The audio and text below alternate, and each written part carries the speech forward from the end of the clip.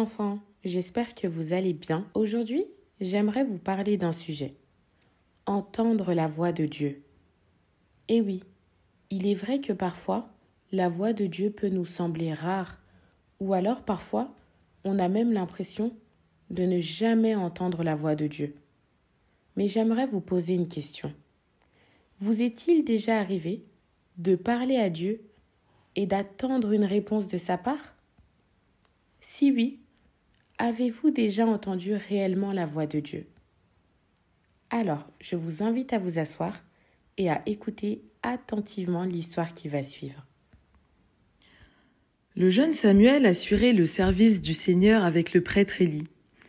Une nuit, alors qu'Élie dormait dans sa chambre, Samuel, lui, dormait dans le temple du Seigneur. Le Seigneur appelle Samuel qui répond « Me voici !» Il court vers le prêtre Élie et il dit « Tu m'as appelé ? Me voici !» Élie répond « Je n'ai pas appelé, retourne te coucher. » L'enfant va se coucher. De nouveau, le Seigneur appelle Samuel, et Samuel se lève. Il va auprès d'Élie et il dit « Tu m'as appelé ? Me voici !» Élie répond « Je ne t'ai pas appelé, mon fils, retourne te coucher. » Samuel ne connaissait pas encore le Seigneur. De nouveau, le Seigneur appelle Samuel. Celui-ci se lève, il va auprès d'Élie et il dit « Tu m'as appelé ? Me voici !» Alors Élie comprend que c'est le Seigneur qui appelle l'enfant et il lui dit « Va te recoucher. Et s'il t'appelle, tu diras « Parle, Seigneur, ton serviteur écoute. » Samuel va se recoucher à sa place habituelle.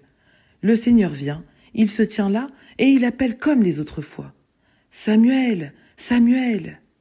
Et Samuel répond « Parle, ton serviteur écoute. » C'est pas si simple d'entendre la voix de Dieu. Quelquefois même, pour se faire entendre, Dieu va utiliser certaines personnes dans ta vie pour t'aider à entendre sa voix, comme dans cette histoire.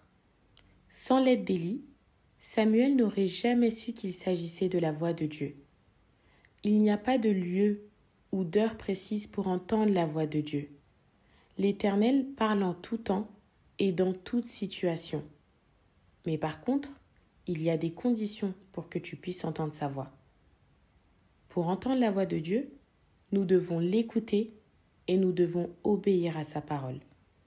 La parole de Dieu dit dans Jean 10, verset 27, « Mes brebis entendent ma voix, je les connais et elles me suivent. » Ne te dis pas que parce que tu es un enfant, Dieu ne peut pas te parler. Au contraire, quand Dieu a parlé à Samuel, Samuel était un enfant comme toi. Et malgré tout, il a entendu la voix de Dieu. La parole de Dieu dit même dans Matthieu 19, verset 14, « Laissez les petits enfants et ne les empêchez pas de venir à moi, car le royaume des cieux est pour ceux qui leur ressemblent. » J'aimerais finir en te disant que par la prière, la louange et la lecture de la parole de Dieu, tu peux augmenter ta capacité à être attentif à la voix de Dieu. Dieu peut te parler aussi à travers un rêve. On appelle ça un songe. Souvenez-vous, quand Dieu a parlé à Joseph pour la naissance de Jésus, c'était à travers un songe. Pour bien écouter la voix de Dieu, tu dois être dans sa présence, mais tout en restant silencieux, pour bien entendre ce qu'il a à te dire. C'est important de faire un temps de calme, sans parler, sans aucun bruit, pour laisser parler Dieu et être attentif à sa voix. Comme quand il a parlé à Samuel, c'était pendant un temps de silence.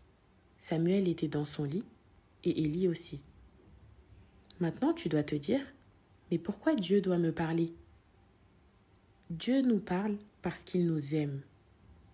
Il avait parlé à Samuel pour lui prévenir de beaucoup de choses qui allaient arriver en Israël. Et toutes ces choses-là que Dieu avait dit à Samuel se sont réalisées. Dieu peut te parler pour te rassurer en cas de peur, en cas de doute, ou pour te faire une promesse, ou même pour te protéger en cas de danger, parce que Dieu veut le meilleur pour toi. Et surtout, parce que Dieu t'aime. Es-tu sûr d'avoir compris ce message? Nous allons le vérifier de suite à travers le quiz. C'est parti pour la première question. Est-ce que Dieu parle aussi aux enfants? A. Non, uniquement aux adultes. B. Oui, Dieu parle aussi aux enfants.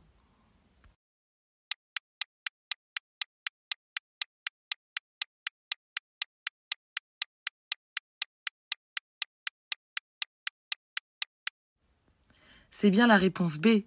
Oui, Dieu parle à tous, les enfants y compris. Deuxième question. Quels sont les moyens utilisés par Dieu pour me parler? A. Sa parole, la Bible. B. La louange. C. Une personne. D. Un rêve.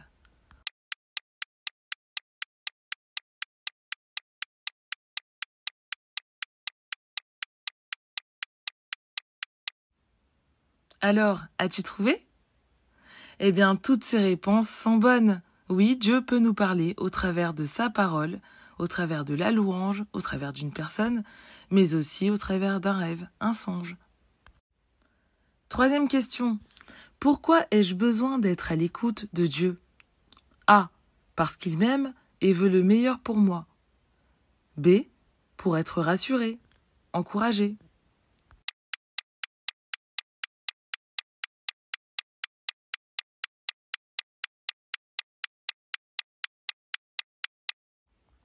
Ces deux réponses sont les bonnes. Parce que Dieu nous aime et veut le meilleur pour nous, il nous parle afin de nous rassurer, nous encourager, nous protéger. C'est parti pour la quatrième question. Quand est-ce que Dieu me parle? A. Dans toute situation. B. Uniquement le soir, avant de dormir.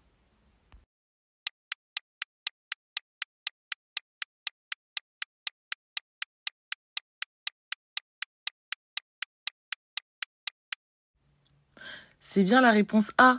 Dieu nous parle dans toute situation. Cinquième et dernière question. Peux-tu me dire quelle est la suite de ce verset qui se trouve dans Jean 10, verset 27? Mes brebis entendent ma voix et elles me... A. Suivent. B. Salut.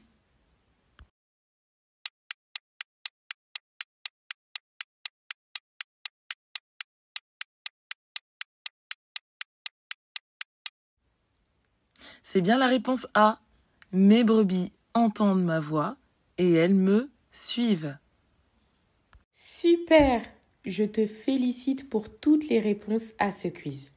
Maintenant, nous savons ce qu'il nous reste à faire pour entendre la voix de Dieu. Avant de nous quitter, on va prier ensemble. Tu vas répéter cette prière avec moi.